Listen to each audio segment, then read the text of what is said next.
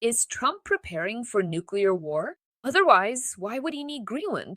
This is the question all of Europe is asking, including us, of course. And today, we decided to find out. It is believed that humanity came closest to nuclear war during the Cuban Missile Crisis in 1962. At that time, the Soviet Union and the United States exchanged sharp statements, demonstratively deployed nuclear weapons near each other's borders, and were in a state of extreme strategic tension. More than 60 years after these events, journalists and analysts note that the world once again finds itself in a situation of heightened risk. Although there are practically no direct statements about a global nuclear confrontation today, the reason for such outrage and discussion was the topic of Greenland and statements by US President Donald Fredovich Trump about the need to establish American control over this Arctic territory. Such statements could be seen as yet another unconventional initiative by the American leader. But as justification, he points to the growing activity of Russia and China, precisely in that same Arctic region. According to him, it is precisely these factors that pose a direct threat to the national security of the United States of America.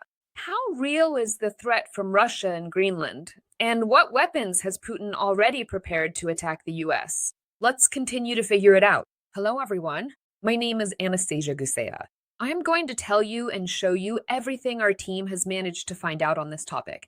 And please give this video a like and subscribe to our channel. We provide the information and you give us your support. So let's get started. On January 18th, the President of the United States announced the introduction of tariffs against 8 European countries that opposed the idea of transferring Greenland under Washington's control. This concerns a 10% import tax on goods from Denmark, Norway, Sweden, France, Germany, the Netherlands, and Finland. According to a statement from the White House, the tariffs are set to take effect on February 1st and will increase to 25% in June if an agreement on the so-called full and final purchase of Greenland is not reached. Copenhagen called such threats absurd, but at the same time requested support from its allies. Within a few days, military personnel from various countries arrived in the region. Later, Donald Trump announced that he was temporarily abandoning the introduction of additional tariffs against European countries. However, tensions around Greenland still persist. To understand the reasons behind the increased U.S. interest in this region, it is necessary to look back at history. At the height of the Cold War, Greenland played a key role in the American defense system. The United States deployed significant military forces there to counter the Soviet threat. Depending on the counting criteria, there were several dozen facilities stretching from the north to the south of the island.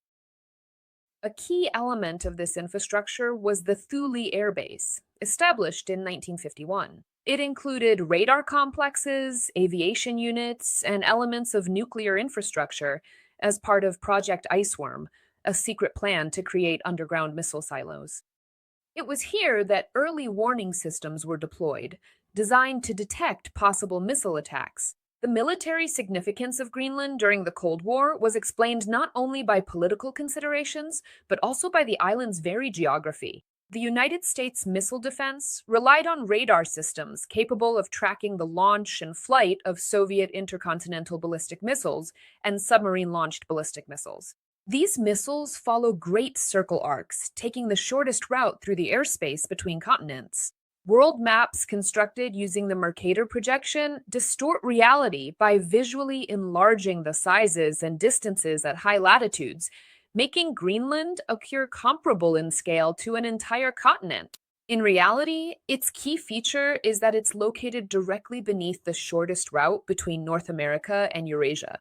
That is why the American leadership considered a large-scale military presence on the island to be critically important for national security. In addition, Greenland is significant. It holds importance in a naval context. It is also one of the sides of the so-called Greenland-Iceland-UK gap, the main practical route for the Russian Northern Fleet to access the Atlantic Ocean and the supply lines of NATO countries. During the Cold War, this area was a zone of extremely intense confrontation between submarines and anti-submarine forces, and similar activity continues to this day. Today, the United States continues to use military infrastructure in Greenland. The Thule Air Base was renamed the Pitifik Space Base and modernized to carry out tasks related to satellite monitoring and early warning of missile launches. The activities of the American military were carried out under the 1951 Defense Agreement with Denmark, which is formally responsible for Greenland's foreign policy. According to the terms of this same agreement, the U.S. operates with the consent of Danish and local authorities, including compliance with environmental requirements. Greenland's self-government participates in the decision-making process, but the final authority remains with Copenhagen. Thus, all the necessary legal and political mechanisms for the United States military presence in the region already exist. At the same time, Russia's military capabilities today differ significantly from those during the Cold War period of 1962. The number of intercontinental ballistic missiles and submarines has decreased, and the economic pressure associated with the war in Ukraine further limits Moscow's resources. Although the threat from Russia still remains, its scale is considered to be much smaller compared to the past. Even if it becomes necessary to expand the U.S. military presence, there's no need to annex Greenland. All the permits and agreements needed to increase activity are already in place. This is similar to what happened in 2016 in Iceland, when American forces returned to the Keflavik base after reassessing the strategic situation. If the military necessity of annexing Greenland cannot be explained solely by the Russian factor, the question arises about China's role. Beijing does not have a military presence in the Arctic and does not possess an Arctic coastline, yet it is steadily building up its capabilities to operate in the region. China is developing an icebreaker fleet and also has nuclear submarines capable of operating in the far north. According to a report by the Danish Ministry of Defense Intelligence, over the past year, China's long-term goal has been to deploy missile submarines under the Arctic ice. In addition, Beijing has persistent economic interests in the region, including access to maritime routes and natural resources.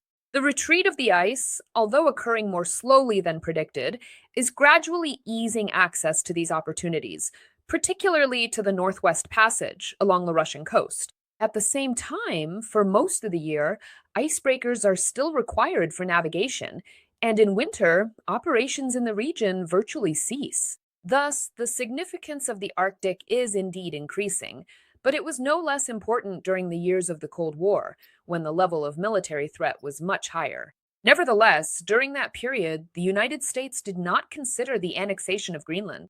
From a military standpoint, there is still no such necessity today.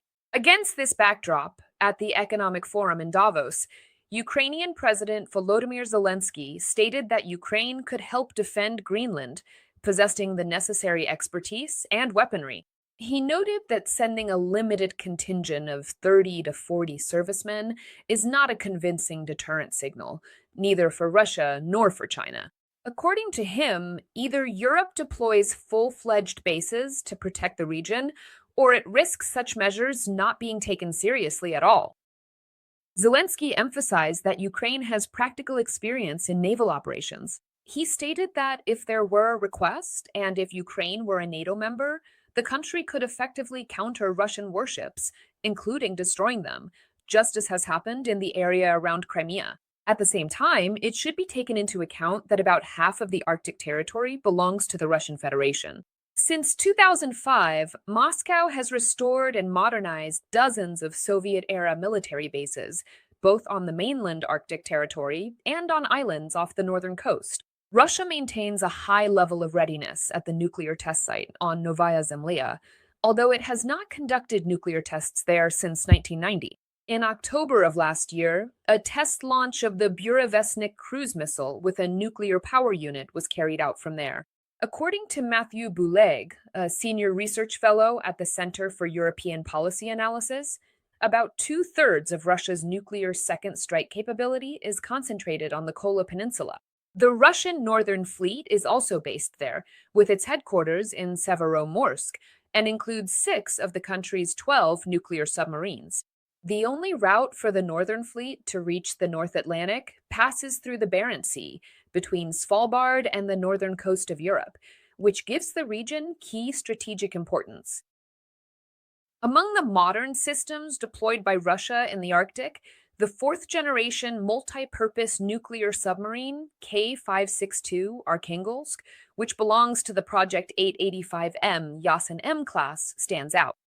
As of 2025, it is part of the Northern Fleet and is based in Zapadnaya Litsa. In March 2025, the submarine was visited by Putin, and Russia also has the 2M39 Poseidon project, a nuclear powered unmanned underwater vehicle designed to inflict unacceptable damage on coastal areas and naval bases. So, as we can state, the struggle for the Arctic, and not only for it, continues. Major players keep competing and building up their military and nuclear capabilities while we continue to analyze and observe all of this in order to understand what awaits us. That's all for today. Give us a like, subscribe, and share your impressions of what you've heard in the comments, and I'll be waiting for you in the next broadcasts. My name is Anastasiia Husarieva. Take care of yourselves and wash your hands with soap. Bye bye, everyone.